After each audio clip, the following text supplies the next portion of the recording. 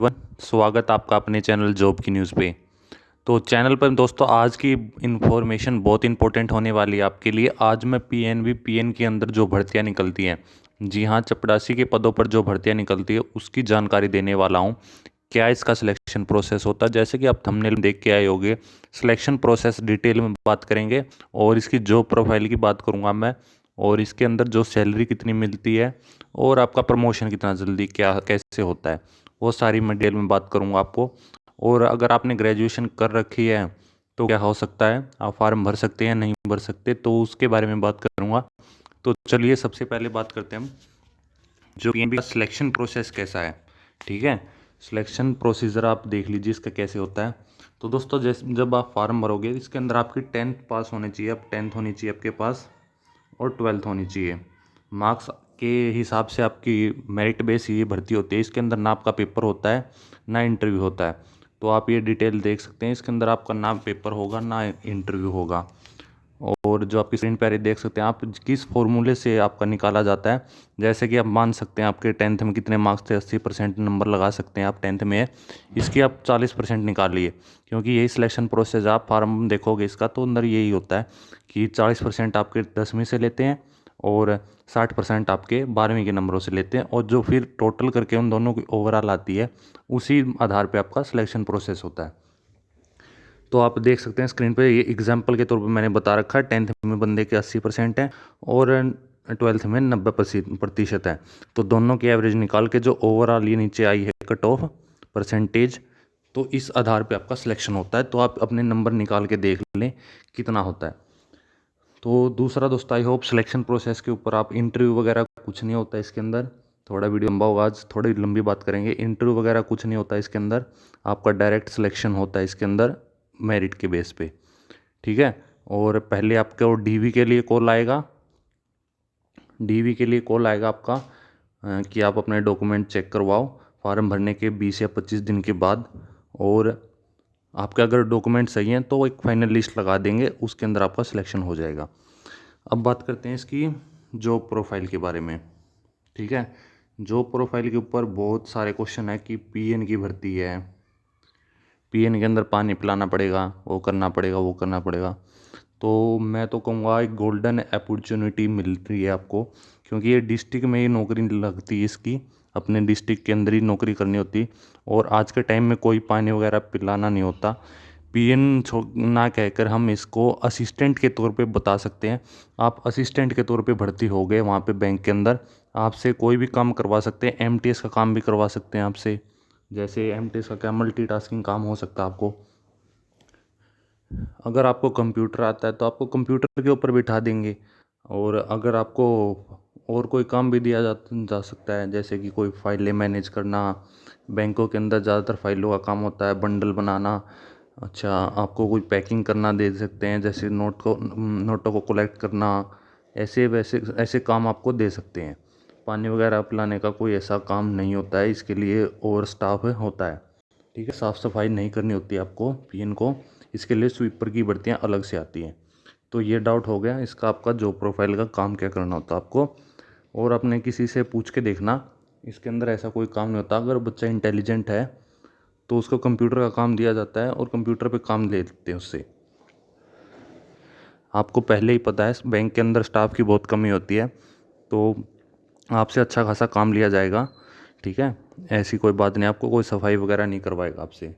अब दो दूसरी बात है दोस्तों, सैलरी कितनी होगी सर। क्योंकि मैं ग्रुप बना रखा हमने, नीचे आप व्हाट्सएप ग्रुप देख सकते हैं, उसके अंदर बहुत सारे क्वेश्चन आते हैं, सर सैलरी कितनी होगी, सर सैलरी कितनी होगी।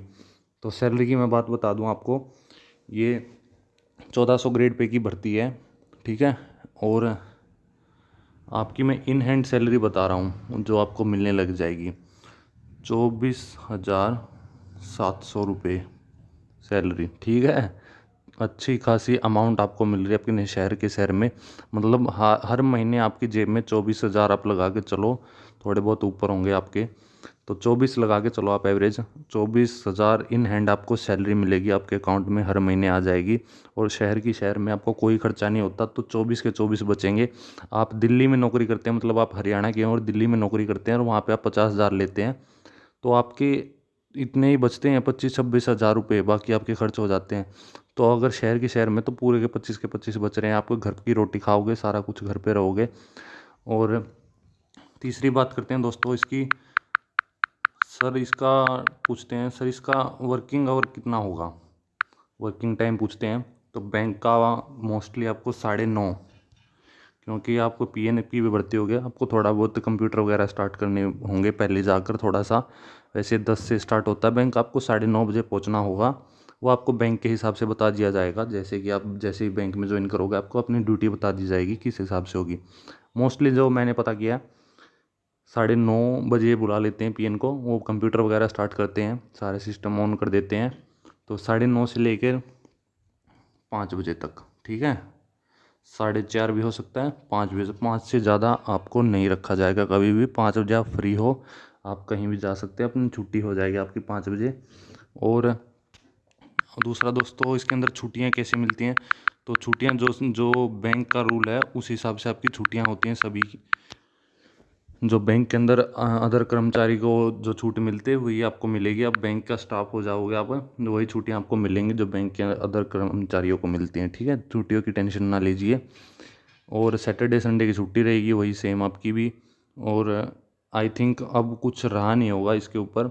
और हाँ एक बात और, ये प्रमोशन की बहुत पूछते हैं, सर कलर कब बन जाएंगे। तो दोस्तों 3 साल बाद आप एलिजिबल हो प्रमोशन के लिए। आपका डिपार्टमेंटल एग्ज़ाम होगा, उसके अंदर आपको क्वालिफाई करना होगा और आप कलर के लिए प्रमोट कर दिए जाओगे, ठीक है। और जाहिर सी तौर पे बात है, अगर आप वहाँ से 3 साल बाद प्रमोशन लेके कलर भर्ती हो गए तो आपके जो आईबीपीएस के थ्रू जो नए कलर भर्ती होके आते हैं डायरेक्ट, उनसे ज़्यादा सैलरी आपकी होने वाली है, क्योंकि आपका पिछला 3 साल का अलाउंस और आपकी जो ड्यूटी है जो 3 साल की वो भी काउंट होती है। तो आपका उनसे ग्रेड पे ज़्यादा होता है और सैलरी आपको ज़्यादा मिलती है नए कलर से। अब जो दोस्तों मेन बात करते हैं, कुछ बच्चों ने इसके अंदर मांग रखा ओनली 12th पास, और कुछ बच्चे ग्रेजुएशन वाले भी फार्म भर देते हैं। तो अगर आपकी ग्रेजुएशन कंप्लीट हो चुके तो आप बिल्कुल भी ना भरें फार्म को, क्योंकि वेरिफिकेशन होती है वहाँ पे आपको 420C का केस लग सकता है अगर आपने ग्रेजुएशन कर ली है और आप फिर भी फार्म भर देते हैं और शो नहीं करते हैं तो। क्योंकि सब कुछ वेरिफिकेशन होता है, आपके आधार कार्ड के साथ वेरिफिकेशन होगी अगर उसमें आपका कुछ भी होता है। और अगर आपने ड्यूटी करते करते भी ज्वाइन भी कर लिया तो आपसे जितनी भी सैलरी ली है वो भी रिकवर कर ली जाएगी अगर आपने ऐसा फ्रॉड काम किया है तो आप ध्यान रखें, ओनली 12th पास ही कैंडिडेट इसको फिल करे फार्म को, वरना ना करें, ये अपने रिस्क पे होगा, ठीक है। कुछ केसेस में बच्चों ने हाइड कर दी थी अपनी, बताया नहीं था कि वो ग्रेजुएशन कर चुके हैं, और बाद में जो वेरिफिकेशन होती है आधार कार्ड के साथ आपका लिंक होता है, सारे डॉक्यूमेंट आपको पता है, तो बाद में पता लगता है तो 420 का केस भी लगता है और जितनी पेमेंट आपने ली है वो सारी वापस करनी होती है ब्याज के साथ। तो ऐसा ना करें, ऐसा नहीं चलेगा। ग्रेजुएशन आप बताओगे तो उनको पता नहीं लगेगा, सारा पता लगता है। तो यही इन्फॉर्मेशन थी पीएनबी के रिगार्डिंग। बाकी हमारा व्हाट्सअप ग्रुप है, रिज़ल्ट वगैरह सब कुछ वहीं पे आते हैं, बताता हूँ मैं वहाँ पे। और कोई क्वेरी है तो आप वहाँ पे भी हमें मैसेज करके पर्सनली बात कर सकते हैं। तो ये छोटी इन्फॉर्मेशन थी। वीडियो अच्छी लगे तो लाइक ज़रूर करना, शेयर करना अपने दोस्तों के साथ जो पीएन की भर्ती देखना चाहते हैं। जय हिंद, नमस्कार।